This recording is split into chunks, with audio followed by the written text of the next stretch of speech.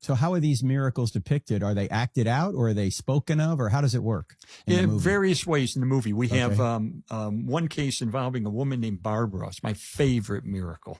Uh-huh. Oh, Barbara, well documented, Mayo Clinic records. Barbara was diagnosed with multiple sclerosis as a teenager. She deteriorated rapidly. She had multiple hospitalizations, multiple surgeries, to the point where her doctor said she is the most chronically ill patient I've ever encountered. They put her in hospice. They said, we're just going to let her die next time she gets pneumonia because it's just postponing the inevitable. So this is 7 or 8 years later. She's in hospice at home. She has a tube in her throat so she could breathe. She's lost control of her urination and bowels. She's lost her eyesight. She just sees gray shapes. She's curled up like a pretzel physically. Her fingers are touching her wrists. Her feet are extended. One lung is collapsed. The other lung is at 50%.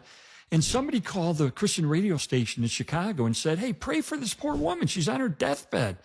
So we documented that at least 450 people began praying for Barbara because they wrote letters saying, I'm praying for you. So on Pentecost Sunday, 1981, she's in her bedroom. 2 friends are reading her some of these letters from people praying for her.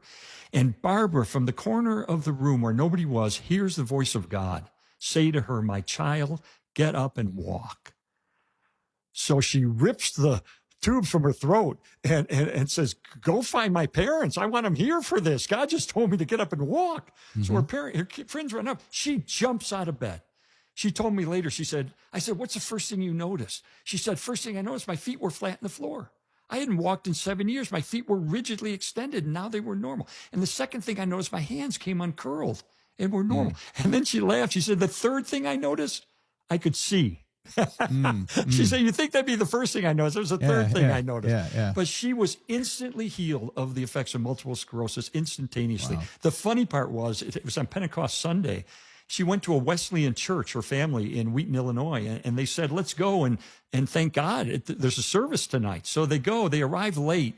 And they're coming in the back, the front door of the church, and the pastor's up front, and he says, anybody got any announcements? And Barbara, who nobody had seen out of a wheelchair in 7 years, starts walking down the center aisle. And the place erupts with people singing, Amazing Grace, I once was blind and now I see. So the next day she goes to one of her doctors. She's walking down the corridor. He said later, I saw her walking to my office down the corridor. My first thought was, oh, she died and that's a ghost. Because this is medically impossible. Yeah.